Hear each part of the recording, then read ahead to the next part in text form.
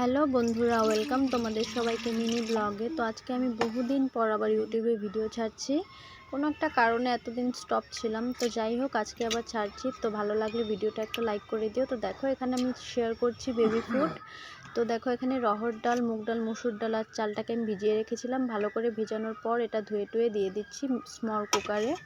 এটা বেবির জন্য স্মল কুকার। তো এখানে আমি কিছু ভেজি সেট করব। দেখো এখানে গাজর, বিনস, আলু আর দেবো কয়েকটা পালং পাতা।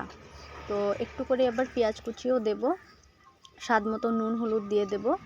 তো এভাবে করে তোমরা এটাকে বানিয়ে তারপর মিক্সি জারে পেস্ট করে সুন্দর করে এটা তোমাদের বেবিদেরকে খাওয়াতে পারো। অনেক হেলদি বন্ধুরা। আর যেহেতু ঠান্ডার দিনে এসেছে, নানান ধরনের শাক সবজি আর এই সকল কিছু পুষ্টিকর খাওয়া বাচ্চাদেরকে খাওয়াতে হয়। ওরা খাওয়া দাওয়া নিয়ে অনেক বায়না করে, তাই এইভাবে করে বানিয়ে নিলে তোমরা দেখো নিশ্চয়ই তোমাদের বাচ্চারা স্বাদ মতো খাবে, কারণ এগুলো অনেক টেস্টি।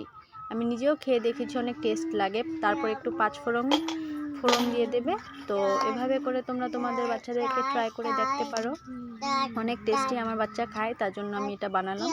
তো কেমন লাগলো বন্ধুরা, আশা করছি ভিডিওটা ভালো লাগলো। ভালো লাগলে একটু লাইক করে দিও। দেখা হচ্ছে অন্য কোনো ভিডিওর সাথে।